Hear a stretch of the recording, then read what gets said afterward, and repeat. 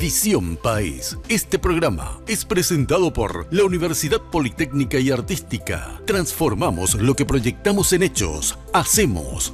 Con el auspicio de la Universidad Nacional de Pilar. Muy buenas noches, gracias por acompañarnos un domingo más. Estamos arrancando 20 horas y minutos a una edición más de Visión País. En reemplazo a nuestro conductor habitual, el doctor Francisco Jiménez, que se encuentra de viaje, pero ya la próxima semana estará con nosotros. Me toca a mí y como siempre es un placer también reemplazarlo y compartir con la audiencia habitual de Visión País. Esta noche estaremos hablando sobre los 100 primeros días de gobierno del presidente Mario Abdo Benítez, de su gabinete, pero también de los otros dos poderes del Estado. Hablamos también de una transformación en el Poder Judicial que se fue dando también al inicio de este nuevo gobierno, con cambio de ministros en la Corte Suprema de Justicia y por supuesto con una nueva Cámara del Congreso. Estamos hablando de nuevos diputados y nuevos senadores. Una coyuntura bastante interesante en estos 100 primeros días de gobierno que estaremos analizando y aparte de eso preguntarnos y tratando de responder hacia dónde va el Paraguay en esta dinámica de los 100 primeros días de gobierno. Vamos a saludar a nuestros invitados y por supuesto a nuestros panelistas a continuación. Nos va a acompañar esta noche la diputada Celeste Amarilla del Partido Liberal Radical Auténtico, trayéndonos la mirada también desde la parte actora en el Congreso Nacional, como política, la misma también nos va a dar su visión al respecto. Y desde la academia y la mirada desde el punto de vista del experto, el expolitólogo, el profesor Guzmán Ibarra también nos va a estar acompañando esta noche dándonos la mirada. Diputada Celeste Amarilla, buenas noches, gracias por acompañarnos. Buenas noches, ¿cómo están? A los panelistas, acá al doctor Guzmán también un saludo. Profesor Guzmán Ibarra, gracias por acompañarnos. Muchas gracias, Juan Pablo, a los panelistas, la diputada Amarilla, muchas gracias por la invitación. Saludamos también a nuestros panelistas, Karina Rodríguez, gracias por acompañarnos esta noche. Buenas noches, Juan Pablo, a Edu, a nuestros invitados y a la audiencia. Y por supuesto, Eduardo Viedma, gracias por acompañarnos. Buenas noches, Juan Pablo. Buenas noches a nuestros invitados, a Karina y a la teleaudiencia. Sepan comprender, a veces estar de este lado y no habitualmente como estamos como panelistas, nos pone un poco también en esa situación bastante diferente, ¿no?, en el tema. Pero bueno, estaremos conduciendo esta noche el programa Visión País. ¿Hacia dónde va el Paraguay en estos 100 primeros días? Con poca tregua es un poco la percepción que tenemos y queremos analizar esta noche aquí en Visión País. Quédese con nosotros, a la vuelta de la pausa empezamos el programa.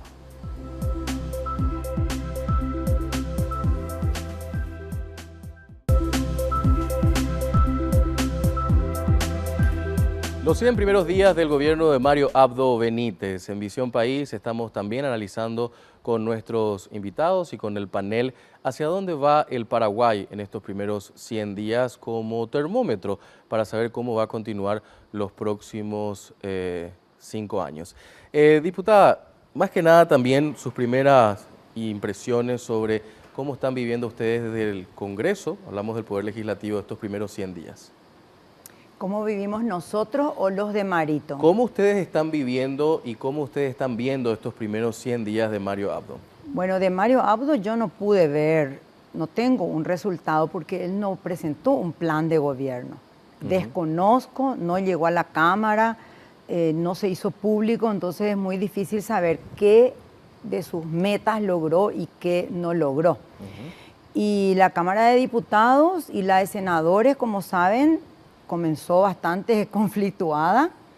En diputados por lo menos, y es lo que yo me quejo todo el tiempo, estamos desde que empezamos preocupados por los 2, 3 diputados que cometieron delitos y nos preocupa más eso de cómo salvarles y cómo inventar alguna ley para que no se vayan, y en eso estamos en vez de hacer nuestro trabajo.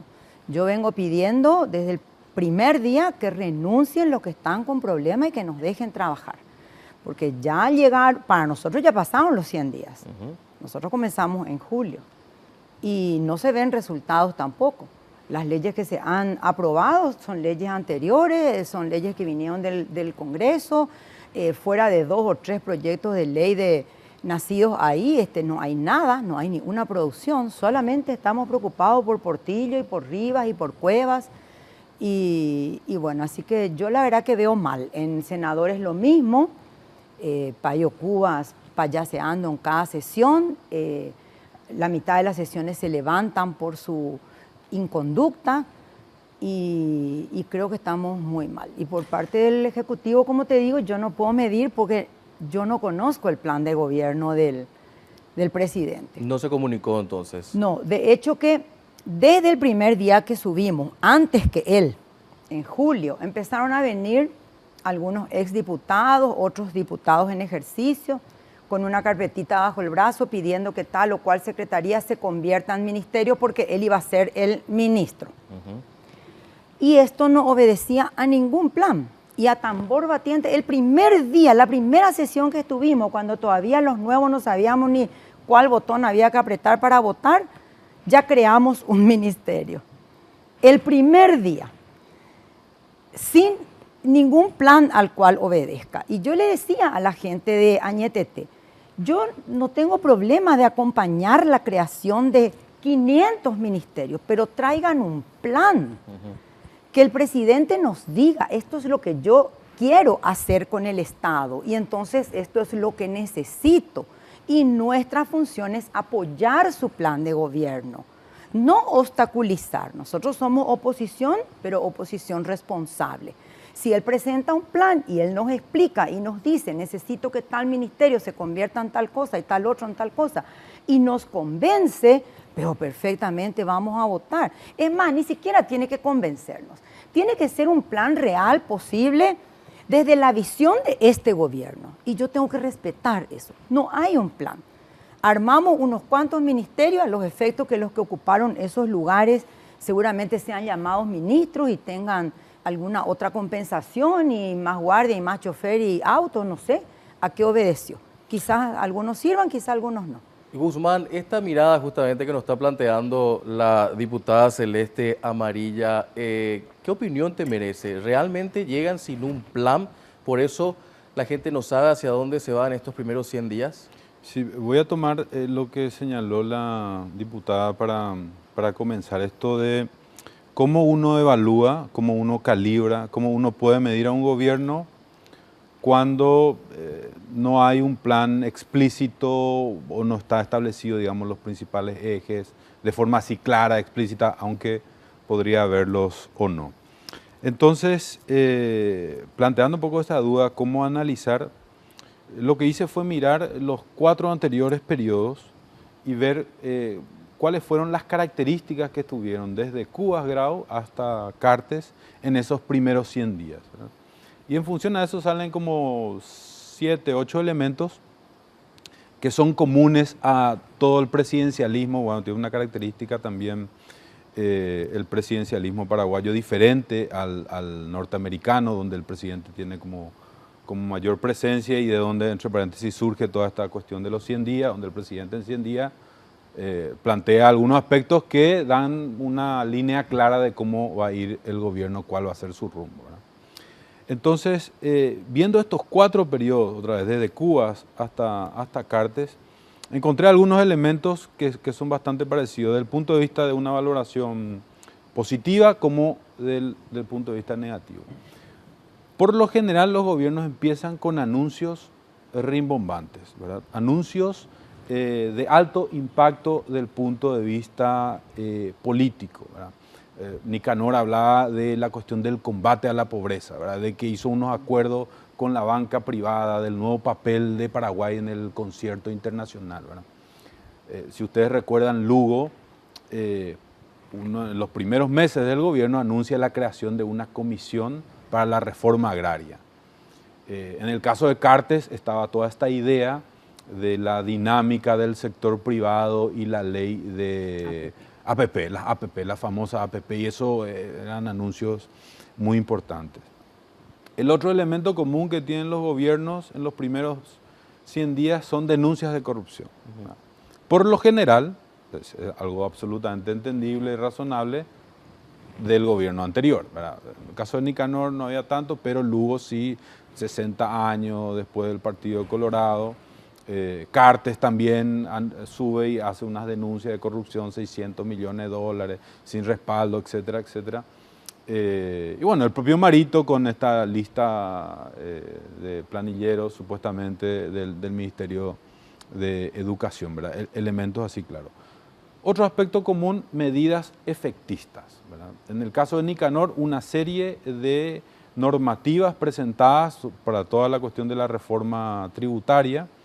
En el caso de Lugo, ustedes recordarán, salud gratuita, ¿verdad? Empieza el anuncio, ya no se van a cobrar salud gratuita. En el caso de Cartes estaba esta cuestión de dar a publicidad las nóminas de los funcionarios y empezaba toda como una especie de ola de la transparencia. Sí. ¿Verdad? Entonces esa es una característica. Y la otra cuestión también fue apoyarse en la selección de los gabinetes. ¿Verdad? El caso de Nicanor, por ejemplo, que le tenía en el ministerio más importante a alguien que no era de su partido político, Dionisio Borda. Y eso implicaba toda una perspectiva de seriedad desde el punto de vista del manejo de la economía. En el caso de Lugo también esa distribución que hizo en los partidos, diferentes partidos, había también del Partido Colorado como un nivel de pluralismo importante. Y en el caso de Cartes, ustedes recuerdan la cuestión del gabinete técnico, ¿verdad? Y incluso hay encuestas que la población, 60-70% aprobaba que un gabinete era técnico, inclusive que el presidente gobierne, no como político, sino como empresario, ¿verdad? Entonces una mezcla de técnico con empresario. Y del punto de vista de la valoración negativa de todos estos periodos es que no cumplían las promesas de campaña. En el caso de Nicanor estaba todo el tema de Itaipú, de la deuda, que los cambios eran lentos, la expectativa era muy alta en el caso del gobierno de Lugo y los primeros meses y parece que no terminaba de acomodarse el gobierno. La cuestión de la seguridad, ningún gobierno pudo sortear el tema de la seguridad, es una agenda pendiente. Y también hay críticas respecto al gabinete, ¿verdad? Que, entre paréntesis, en el caso actual, un gabinete que se ha demorado en conformar y esto sí es una diferencia notable respecto al resto de los gobiernos, ¿verdad? Estos son como algunos elementos que pueden servir para valorar, para calibrar dónde está este gobierno en función a los anteriores. Vamos a seguir hablando sobre ese tema, me parece muy interesante, pero quería ya un primer abordaje también de los compañeros del panel, tanto Eduardo como Karina. ¿Cómo ustedes están viendo estos primeros 100 días en esta primera opinión en este bloque, Karina? Bueno, yo quiero hacer hincapié en algo que planteaban nuestros invitados en términos de cómo hacer una evaluación sin ni siquiera habíamos podido acceder a un programa de gobierno en el proceso electoral. O sea, nosotros incluso hicimos aquí debates y discusiones en torno a los programas de gobierno que estaban en disputa para las elecciones nacionales y no había elementos. No había insumos, no había una hoja de ruta de los planes innovadores o no que se iban a implementar desde el gobierno que asumiera el 15 de agosto, ¿verdad? Entonces, ¿cómo hacer una evaluación? Aunque sí creo que hay algunos indicadores que me parecen interesantes en términos de esto que decía Guzmán comparativamente con otros gobiernos. A mí me llama mucho la atención esa incertidumbre y falta de énfasis en la designación del equipo de su gabinete. O sea, a tal punto que hubo carteras que todavía seguían hasta hace poco con acéfalas, ¿sí? o con directores o ministerios que todavía no habían consolidado sus equipos. Esto generalmente se logra, sobre todo en nuestro país, donde hay un periodo de transición tan grande, tantos meses que tienen supuestamente los nuevos gobiernos como para poder prepararse, llama la atención. Y creo que tiene que ver también con la dinámica propia del Partido Colorado, ¿verdad? Y la ida y vuelta dentro de los movimientos y la necesidad de ir consolidando una fuerza que respalde este gobierno que terminó marcando la agenda del nuevo presidente. Eduardo. Sí, realmente lo que se puede ver en estos 100 días básicamente es una falta de bajada de línea en muchos aspectos. Se puede ver que una de las cuestiones que surgió por ejemplo en el Ministerio de Educación evidentemente dio pauta de que hay algo que no está muy bien, no se manejó capaz como se debería haber manejado, y de hecho educación sigue siendo una deuda pendiente de todos los gobiernos que acabaste de decir, Guzmán, y no puede ser que en estos 100 días se tenga ya una crisis como esa, ¿verdad? Me parece a mí que eso da la pauta de que hay algo que no está bien y no se pensó capaz, no se analizó a profundidad de los actores que deberían de estar en esos ministerios, y principalmente, así como dijo la diputada, da también una pauta y asevera de que no hay un plan de gobierno definido, bien claro, y una ruta a seguir. Y principalmente eso preocupa porque, aparte de eso, lo único que de repente puede ser rescatable de estos 100 días es la movilización ciudadana, los famosos scratches que hubieron, que hizo cambiar de rumbo algunas decisiones que se iban a tomar tanto en diputados como en senadores. Y eso, por ejemplo, fue algo inaudito es la diferencia que yo veo con respecto a los otros gobiernos, o por lo menos en un inicio de un gobierno, me parece que nunca hubo este tipo de señales de la ciudadanía. Así también hoy está disminuyendo muy rápido también ese dinamismo. Y bueno, y lo que podemos ver es básicamente que hay un cierto acercamiento y un arranque relativamente lento. O sea, da la pauta que todo es muy lento desde el gobierno central, del Ejecutivo específicamente. Y sin embargo, la dinámica del Congreso es, así, como dijo la diputada, no hay una dinámica en base a proyectos para mejorar el país, pero sí hay una dinámica interna que es mucho más atractiva para la población, ¿verdad? A la vuelta de la pausa vamos a hablar un poco sobre el tema de la coyuntura interna dentro del Partido Colorado y si realmente esa crisis que se está viviendo no le permite al presidente Mario Abdo Benítez despegar o arrancar su gobierno como se tiene la expectativa también en ese sentido. La otra cuestión que me parece importante analizar con nuestros invitados y con el panel en esta noche es preguntarnos cuándo se dará una cumbre de poderes para establecer esta agenda que queda un poco en la idea de este primer bloque, que hace falta consensuar una agenda en común tras una falta de una política pública o de las políticas públicas del plan de gobierno del presidente Mario Abdo Benítez. Pero eso lo hacemos a la vuelta de la pausa. Quédense con nosotros, enseguida estamos con más de Visión País aquí por Red Guaraní.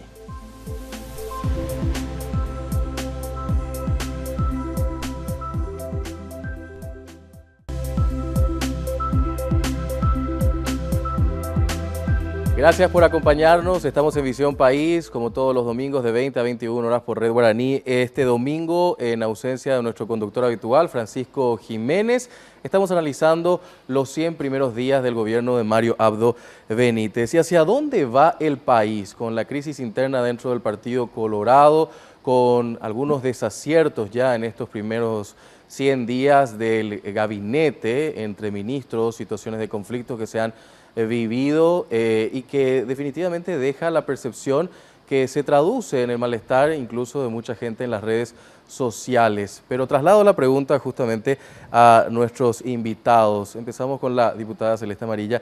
¿La crisis interna del Partido Colorado está afectando este inicio del gobierno del presidente Mario Abdo? Seguramente está afectando también. En la Cámara por lo menos se los ve muy divididos, al punto que en la bicameral de presupuesto estaba nombrado el diputado Bachi Núñez y a los 8 días renunció, al parecer por un mandato de su movimiento. Lo mismo en la comisión bicameral de investigación del caso Messer, fue nombrado Walter Harms y la misma cosa al día siguiente renunció por pedido de alguien, ¿verdad? O sea que se nota que están verdaderamente muy divididos y sin duda eso tiene que afectar, ¿verdad? Ahora, esta cuestión que nos está justamente poniendo en contexto como los ejemplos que nos decía diputada, es muy difícil trabajar de esta manera, ¿no? Ahí en la Cámara de Diputados. Es muy difícil, no solo por la división, sino por lo que te decía. No están concentrados en su trabajo, están todo el día maquinando sobre cómo eludir a la prensa, a la ciudadanía. La prensa es el enemigo principal, la ciudadanía también, los escrachadores, el que sale con una voz diferente a esa, te dicen, vos estás congraciándote con la prensa, vos te querés congraciar con la ciudadanía. Y a mí por lo menos me acusan de eso, a varios otros también, ¿verdad? Y el otro día, cuando se volvió a tratar esa ley de autoblindaje, yo dije, bueno, yo claramente voy a hablar para congraciarme con la ciudadanía. No encuentro con qué otra persona me tengo que congraciar, verdaderamente. O sea, hace muy pocos meses, todavía, lo más que hacíamos era congraciarnos con la ciudadanía y con la prensa para que nos inviten a un programa, para salir en una radio, para salir en la tele, y decíamos todo lo que la ciudadanía quería escuchar y nos peleábamos, nos ganábamos todo en los paneles en decir lo que la ciudadanía quería escuchar. 3 meses después no hay que congraciarse con la ciudadanía y con la prensa. Así que sí, para mí está siendo muy, muy difícil, no me gusta nada. Usted utilizó la palabra congraciarse y un poco la percepción es que el presidente busca congraciarse con los partidos que no es su partido por este problema interno que se tiene. Salió en la búsqueda del apoyo, al parecer, del Partido Liberal, de los otros partidos no tradicionales. ¿Por qué se da eso? Pero yo creo que tiene que hacer eso. Todos los presidentes tienen que hacer eso. Y la palabra congraciarse sin su lado peyorativo, él es el presidente de todos los paraguayos. Claro que él tiene que congraciarse con el Partido Liberal, con todos los partidos de oposición, también con su oposición dentro de su partido y con la ciudadanía. De hecho que él anunció el veto a la ley del blindaje, lo que motivó una reculada de los añetete en la Cámara, ¿verdad? Y yo les decía, y bueno, ustedes me dicen que yo me quiero congraciar con la ciudadanía y con la prensa, Marito también, porque Marito ya anunció que va a vetar. Eso es congraciarse. Si le querés decir así, sí es congraciarse. ¿Y qué quiere decir congraciarse? Y hacer lo que quiere la ciudadanía. Hay veces que tenemos que hacer lo que quiere la ciudadanía. Sí hay veces que la ciudadanía no tiene razón, pero hay veces que sí. Y yo creo que eso, volviendo a lo que me preguntaste de buscar la adhesión de los partidos, él tiene que hacer, porque él es el presidente de todos los paraguayos y sobre todo con el Partido Liberal, porque nosotros somos la mitad en este momento. Nosotros somos la mitad. La diferencia es, no recuerdo poquita, pero estamos casi al 50-50. Así que lo menos que puede hacer es tratar de gobernar con nosotros. Nunca sin nosotros. Guzmán, la crisis interna del Partido Colorado, ¿le está afectando en estos primeros 100 días? Hay una paradoja ahí muy interesante, varias contradicciones en realidad. En el siguiente sentido, el movimiento Colorado Añetete construye su identidad política en oposición al movimiento cartista y al gobierno de Carter, con su oposición a la enmienda, etc. Luego establecen un acuerdo para ganar las elecciones, lo hacen por una escasa diferencia y, por supuesto, estos conflictos se trasladan nuevamente en función de gobierno. Y la paradoja está en este siguiente sentido, o sea, la identidad del propio gobierno es diferenciarse del gobierno anterior. Entonces, necesita también de ellos para formar coaliciones, pero no puede vincularse sin cargar con todo el peso que ha dejado el gobierno anterior. Por eso, en realidad, que también fue muy común en los periodos anteriores, el presidente busca diferenciarse del presidente anterior. Bueno, en este caso, como muchas otras veces, que son del mismo partido. Entonces, esta es una primera paradoja. La otra cuestión es que un presidente, en el caso paraguayo, fundamentalmente no puede gobernar sin coaliciones en el Congreso, ¿verdad? En la Cámara de Diputados tiene una coalición estrecha, ¿verdad? Con números que se van moviendo, pero lograron colocar, no sé por cuánto tiempo, a un presidente en la Cámara de Diputados. Lo mismo en la Cámara de Senadores, ahí con una alianza con el oficialismo y con el cartismo, ¿verdad? Colocaron también. Entonces, necesita de ellos porque eso le va a dar estabilidad y en el momento en que presenten leyes como las que presentaron el jueves u otras que vengan, eso es fundamental tener una coalición que gobierne, ¿verdad? Pero por otro lado, los principales referentes o el principal referente de la oposición al oficialismo actual tiene que ver con el cartismo, ¿verdad? Que esta también es una dinámica característica del Partido Colorado, tratar de ocupar todo el arco político. Ellos son gobierno, también son oposición, y en esa fragmentación algunos partidos de la oposición tienen la misma característica, ¿verdad? El Partido Liberal también tiene facciones, hay facciones que acompañan y hay facciones que son oposición dentro de la oposición. Entonces, en este juego faccioso se van tejiendo estas alianzas que son fundamentales.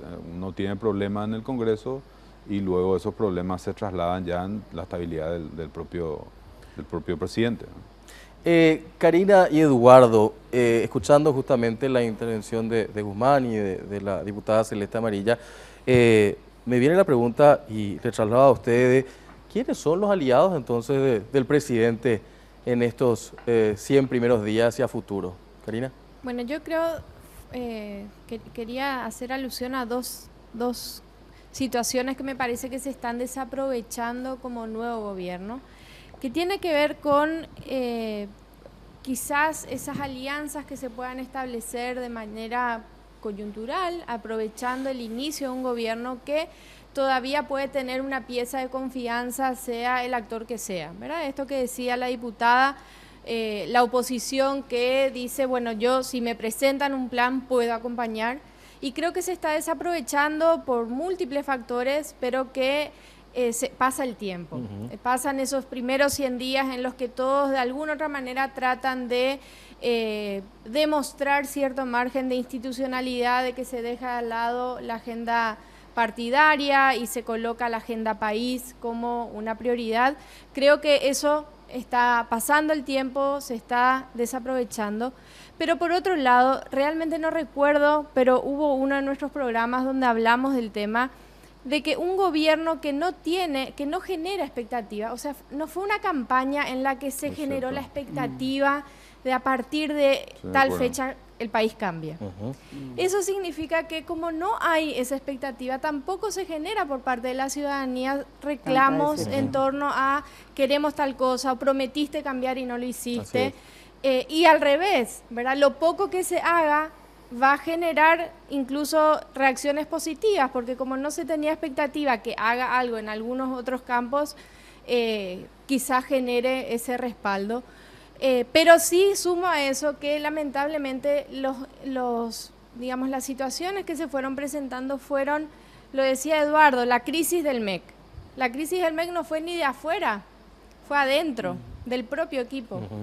Y otras situaciones que tuvimos dentro de estos primeros 100 días tuvieron que ver con confrontaciones con el gobierno pasado, pero no de un modelo, sino de marcar que son diferentes al grupo que estuvo anteriormente. Yo no hago una valoración ni positiva ni negativa, digo que la agenda estuvo más concentrada en eso que en colocarse por encima. Sí me pareció un gesto interesante del presidente reconociendo a todas las fuerzas políticas, de visitar a esas fuerzas políticas, de convocar, pero no noté la continuidad de ese proceso. Más allá de la visita, ¿cómo logramos que esas, ni siquiera son alianzas, son visitas que institucionalizan un rol, puedan tener continuidad en leyes, políticas de gobierno, acciones concretas que se implementen? Eduardo, justamente en la misma línea, ¿quiénes son los aliados del presidente o el presidente está solo en este periodo? No creo que esté solo, ¿verdad? Yo creo que tiene aliados. Lo que pasa es que, evidentemente, vuelvo a repetir, la bajada de línea no es tan contundente como en otros gobiernos. Capaz es por el liderazgo que tiene el actual presidente, pero nosotros, al menos desde el Congreso y los actores políticos, están acostumbrados, creo yo, a una línea muy bien marcada y unas metas a los cuales tenemos que conseguir en el corto plazo, ¿verdad? Pero coincido con Karina de que realmente se está perdiendo un hándicap importante que luego va a ser difícil de retomar, porque este tiempo lo que se puede evaluar, aparte de algunos logros que se tuvieron en el sector, principalmente en el narcotráfico, lo que pasó con estos del PCC y todas estas organizaciones criminales, que deberían de ser algo normal, ¿verdad? No debería ser algo como un logro, sino que ahora resulta que hay 260 personas reclamadas por el Brasil, ¿verdad? Deberíamos ya hacer esto como una costumbre normal, reenviarle a estas personas al Brasil, ¿no? O sea, ¿cómo nos vamos a quedar con estas personas acá? Primero, no tenemos capacidad para poder tener ese tipo de maleantes, ¿verdad? Ese por un lado. Por otro lado, tenemos también la cuestión social. A diferencia de otros gobiernos, que capaz habría que analizar un poco más, la presión que hay desde el sector sindical o desde el sector estudiantil o del sector organizado de la sociedad no es tan fuerte todavía. O sea, las huelgas que se hicieron son muy débiles, por lo menos lo que se pudo percibir. Y nada más son con fines presupuestarios, ¿verdad? De recibir un poco más en presupuesto acá. Lo último de la huelga de la Fiscalía, ¿verdad? Que está buscando más presupuesto para el 2019. O sea, no son huelgas en función o manifestaciones en función a cuestiones que tengan que ver con el gobierno central todavía, ¿verdad? Eso me parece a mí que es fruto de que también hay una cierta esperanza todavía. Pero ¿cuánto tiempo más la sociedad va a aguantar el hecho de no obtener metas en algunos aspectos?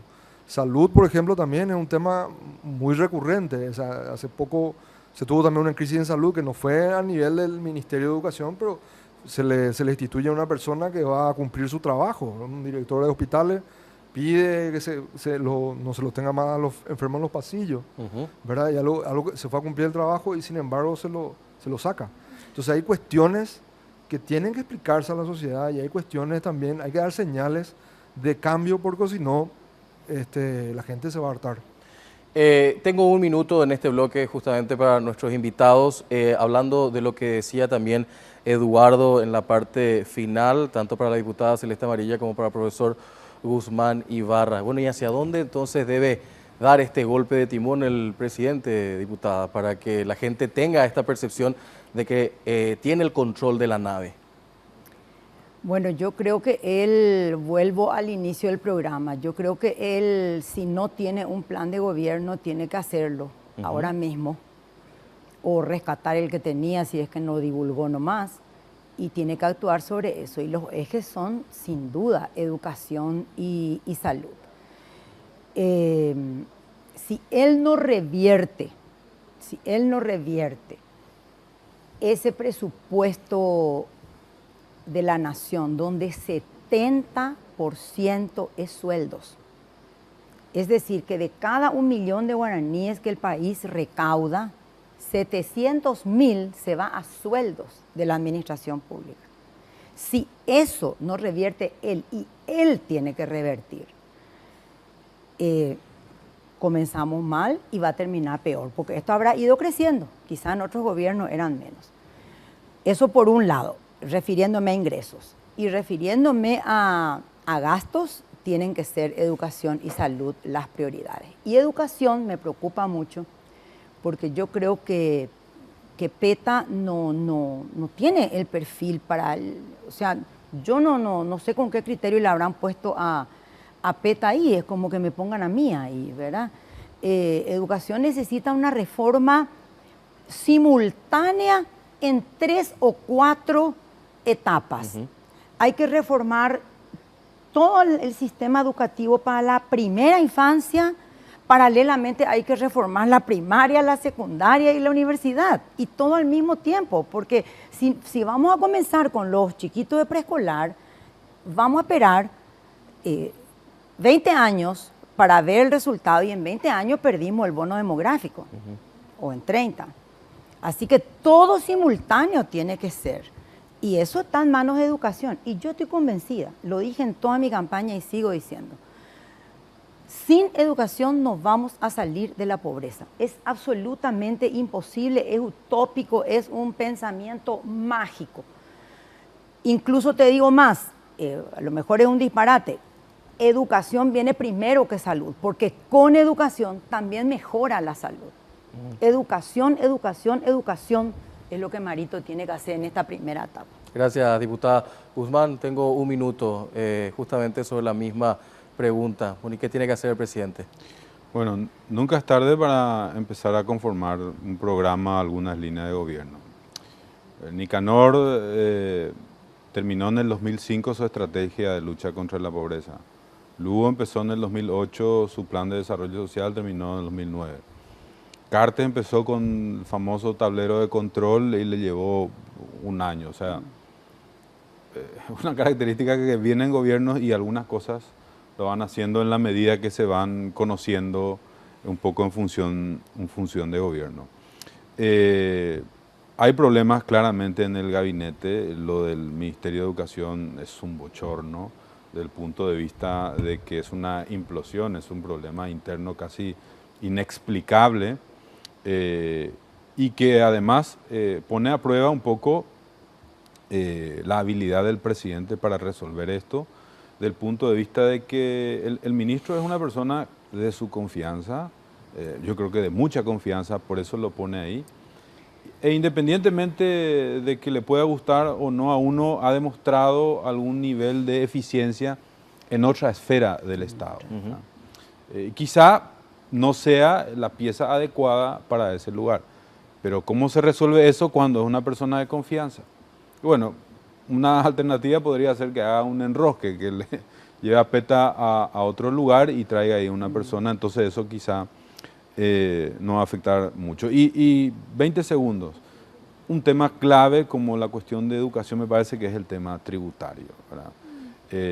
Nuestra presión tributaria del 9% es absolutamente insuficiente para encarar un país medianamente serio, medianamente, no digo igualitario, pero con políticas sociales, políticas educativas o políticas de salud que tengan algún grado mínimo de eficiencia. Más si el 70% de la recaudación, 80% se va a gastos corrientes. Entonces, una reforma tributaria es fundamental. Muchísimas gracias, diputada Celeste Amarilla y el profesor Guzmán Ibarra por acompañarnos en este programa de Visión País. Nosotros hacemos una breve pausa, enseguida estamos con un bloque más en nuestro programa de todos los domingos aquí por Red Guaraní.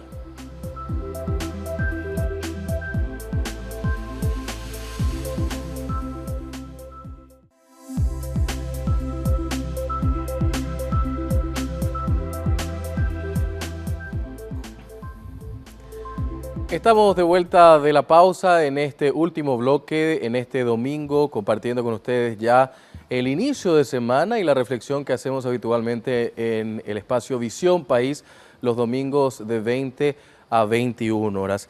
Este último bloque estamos con la senadora Esperanza Martínez para analizar los 100 primeros días de este gobierno. Estamos hablando del gobierno de Mario Abdo Benítez, con situaciones que realmente pudimos hablar en los bloques anteriores con la diputada Celeste Amarilla y con el profesor Guzmán Ibarra, politólogo, en torno a la poca paciencia que tiene también la ciudadanía en esta necesidad de permanentes resultados que se busca también no solamente del Poder Ejecutivo, sino también de los otros poderes del Estado. La saludamos y le agradecemos también su presencia con nosotros esta noche. Senadora Esperanza Martínez, gracias por acompañarnos. Sí, buenas noches. Al contrario, un placer estar con ustedes y un saludo especial a la audiencia. Bueno, haciendo un primer abordaje sobre el tema, los 100 primeros días de Mario Abdo, ¿cómo está viendo?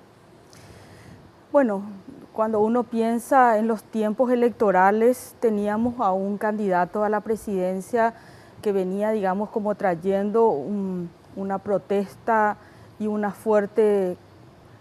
proceso de cambios para lo que tuvimos los 5 años del gobierno de Cartes. A los primeros días de este gobierno uno siente como que eso fueron promesas electorales y lo que estamos es dando una continuidad sobre todas las líneas estratégicas de lo que fue el proyecto cartista de los 5 últimos años. Mañana vamos a tratar en la Comisión de Hacienda el presupuesto general de la Nación, ya por segunda vez después de la bicameral, y el presupuesto es la herramienta política por excelencia del gobierno. Y cuando uno mira, en realidad no hay grandes diferencias a lo que veníamos proyectando desde hace 5 años. Aumento de la deuda pública, de nuevo emisión de bonos soberanos, parte de esos bonos soberanos para pagar intereses de las deudas ya contraídas, a pesar de que hay una necesidad de hacer una fuerte inversión. Si uno mira la propuesta del Ministerio de Obras Públicas y lo que finalmente le concede el propio Ministerio de Hacienda, hay una reducción del 24% en inversiones públicas entre la propia propuesta de Obras Públicas y el Ministerio de Hacienda. El Ministerio de Salud atravesando por una crisis de gran envergadura en lo que es abastecimiento, no se ven inversiones importantes para por lo menos el año que viene. Vamos a pagar una deuda de 150 millones de dólares y bueno, con todas las necesidades que se está dando en el ámbito de salud, educación, un supuesto avance hacia la reforma, pero lastimosamente comenzamos estos primeros días con mucha conflictividad política. Entonces uno siente como que las promesas que se hicieron en realidad hoy en la práctica no están encaminadas. Hablábamos también en el bloque anterior justamente sobre la crisis interna del Partido Colorado. ¿Eso está latente también en la Cámara de Senadores? ¿Se siente? ¿Cartes es el palo en la rueda de la bicicleta que debe conducir el presidente Mario Abdo? Evidentemente hubiéramos esperado que el presidente Mario Abdo Benítez en realidad tenga mayor liderazgo para administrar este conflicto. Es lógico que el sector del cartismo se sienta opositor. Hay que ver que él no pudo jurar como senador y eso ha sido con votos de la bancada del presidente de la República y por lo tanto es un adversario que va a continuar allí. Ahora, creo que el presidente ha dedicado más tiempo de lo que debería a este conflicto y ha abonado en términos con sus expresiones, con algunas cosas litigando con el expresidente Cartes. Yo diría que el presidente debería plantear una agenda política, avanzar sobre esa política con mucha fuerza y liderazgo, convocar a las fuerzas políticas y debatir esa agenda. Y eso es lo que hasta el momento por lo menos no se ha visto. Quiero aprovechar también este momento y abrir un poco el periodo de preguntas, tanto a mis compañeros del panel, a Eduardo y a Karina, si quieren hacerle alguna pregunta a la senadora, y esta reflexión un poco hacia lo que vuelve a repetir la senadora en comparación a los invitados del bloque anterior. No hay un plan de gobierno. ¿Ustedes coinciden con eso, Karina, Eduardo? Sí, me parece interesante y bueno, creo que es más que oportuno la presencia de la senadora para hablar de dos grandes ejes que se mencionaron en los bloques anteriores en torno a salud y educación, ¿verdad? Y a usted le tocó ser ministra de Salud y esa crisis que se presenta hoy que tiene que ver con una necesidad cotidiana de nuestra ciudadanía y una falta de respuesta. También, ¿cómo lo ven ustedes como bancada de oposición dentro del Senado en la posibilidad efectiva de que esa agenda política tenga algún tipo de acompañamiento de todos los actores? Porque conversábamos en el bloque anterior sobre el gesto que tuvo el presidente Mario Abdo de visitar a algunos actores de la oposición, pero que como que no hubo continuidad de ese proceso, ¿sí? Más allá del gesto de dar apertura como que al diálogo, a la posibilidad de articular esfuerzos, no hubo continuidad y creo que eso también se divisa en las decisiones que se tomen en el Parlamento, ¿verdad? Sobre todo en estos ejes tan sensibles como son salud, educación, el presupuesto general de la República, que si no hay un lazo que permita divisar el para qué aprobamos o no un presupuesto en esas áreas, se torna difícil pensar en una política de Estado en estos temas. Y toco estos temas primero, bueno, por el vínculo de la senadora y segundo porque son los temas más sentidos de nuestra ciudadanía. Senadora. Así es, en realidad los tiempos modernos hoy hacen de que el ejercicio de gobernar es casi un arte de crear confianza, gobernabilidad política y articular con los sectores que son opositores, digamos, a la propuesta que uno lleva adelante, sea quien sea el actor de esta propuesta. Por eso que teníamos la esperanza que el presidente Mario Abdo Benítez entrara, digamos, con una fuerza importante para convocar a las fuerzas políticas. En un momento dado dijo que visitaría a nuestra concertación política, eso no se dio. Nosotros tenemos una agenda política para compartir con él. Más allá del gesto, entendemos que aquí lo que tenemos que ponernos de acuerdo es en el tema tributario y en otros temas que van a ser hoy prácticamente la agenda política y social del Paraguay, no solamente del gobierno de Mario Abdo. Si tocamos el tema de salud y educación, ya decía anteriormente, bueno, salud, la gran inyección que se va a dar para el año 2019 está dada por la ley del cáncer, que vamos a otorgar casi 54 mil millones de guaraníes, producto, digamos, de un trabajo que surge desde el Parlamento y con una reingeniería financiera.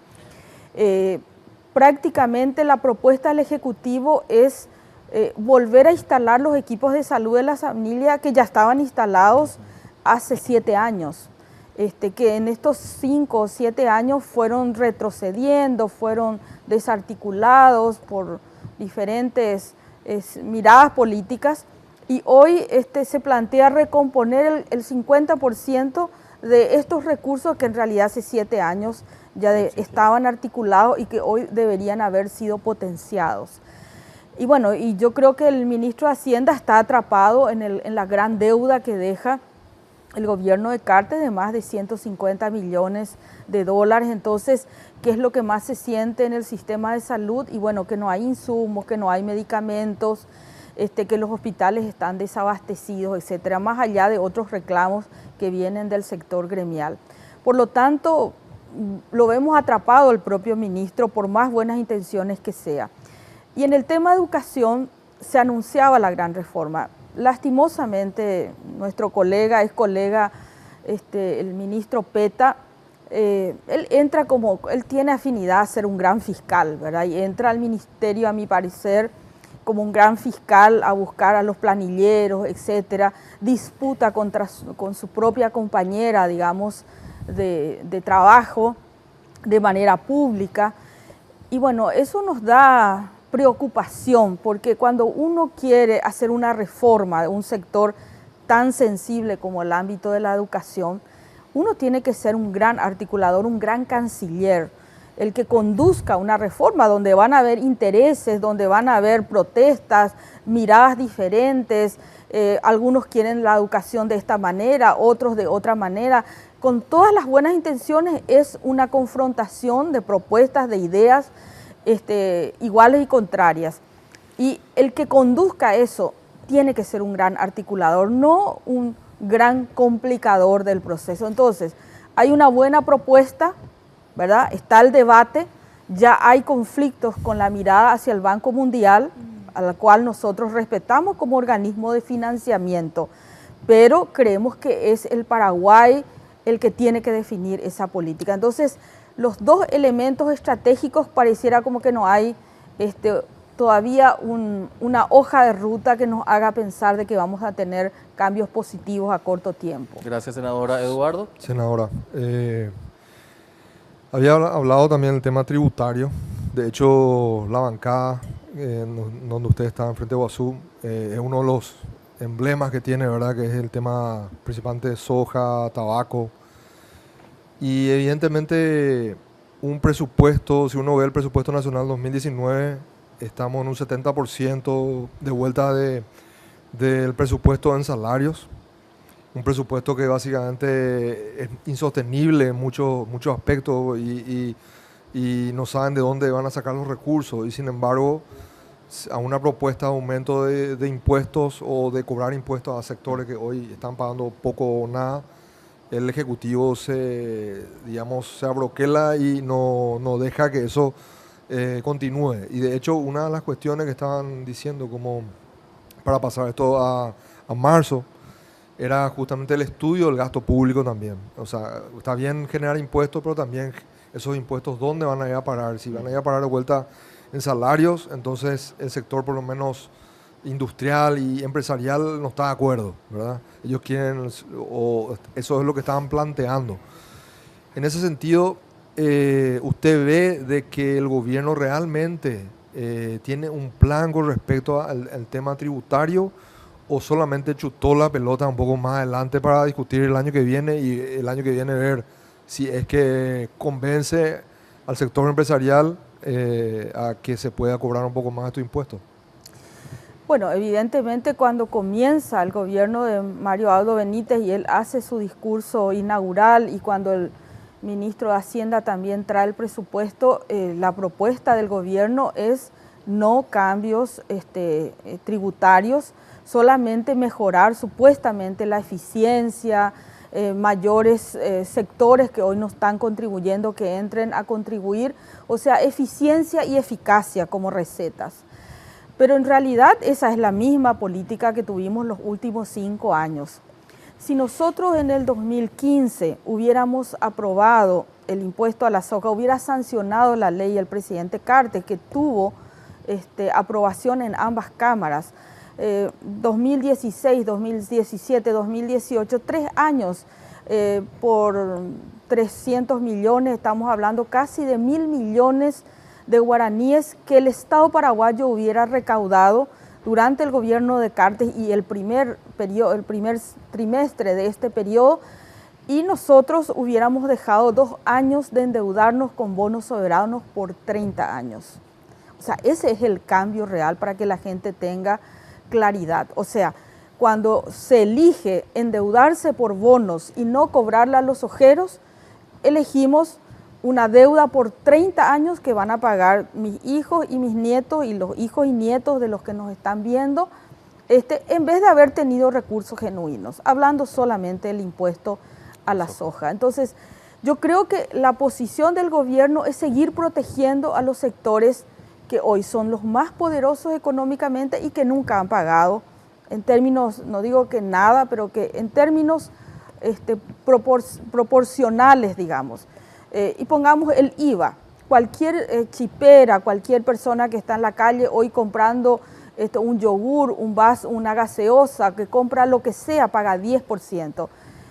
Los ojeros con la devolución y el 50%, el 5% IVA, en realidad pagan 2,5%. Entonces, estos sectores que generan el 24% de la riqueza del PIB del Paraguay pagan 2,5% y estos pagan 10%. Entonces, esa inequidad y esa falta de sensibilidad social de parte de los sectores es la política de este gobierno. Por eso que elige este camino, para no decir rechacemos, porque todas las encuestas, más del 80%, tanto en el área urbana como rural, de todas las edades, dicen queremos que se cobre este impuesto, es justo que se cobre este impuesto. Entonces patean para junio, pero ahora aparentemente van a haber cambios. Pero fíjate de nuevo, no es la política del gobierno, es la presión generada desde los sectores progresistas que estamos de alguna manera empujando para que en marzo ojalá que haya no solamente las 4 medidas que nosotros tomamos, sino también que se tomen otras medidas, porque aquí hay que ir abandonando digamos, ese IVA que está en la espalda de la clase media y la clase pobre, y tienen que ir a impuestos a la renta personal, a la renta de las ganancias, renta a las riquezas, renta a las cuestiones suntuosas, etcétera, de tal manera a que en realidad vaya siendo más justo el pago de impuestos en el Paraguay. Senadora Esperanza Martínez, gracias por su tiempo. Al contrario, gracias a ustedes por la oportunidad. Nosotros estamos redondeando también nuestro encuentro del día de hoy. Gracias Eduardo, gracias Karina también.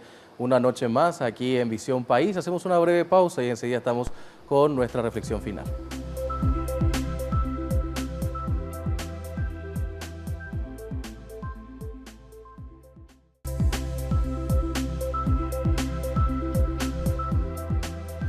Una noche más, como todos los domingos, para reflexionar sobre los principales temas que son noticia durante la semana, y en esta semana en particular el análisis de los 100 primeros días del presidente Mario Abdo Benítez, su coyuntura y lo que decían nuestros invitados, la necesidad urgente de una hoja de ruta para continuar los próximos 5 años o menos ya que hemos pasado los 100 primeros días. ¿Hacia dónde va el país en las manos del presidente Mario Abdo Benítez?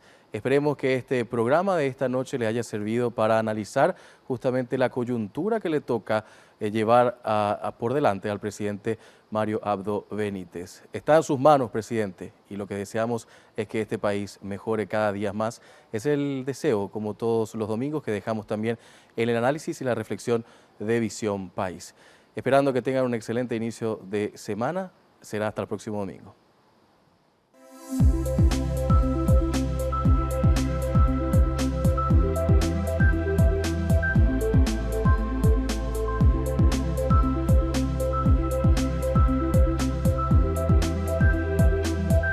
Visión País. Este programa fue presentado por la Universidad Politécnica y Artística. Transformamos lo que proyectamos en hechos. Hacemos. Con el auspicio de la Universidad Nacional de Pilar.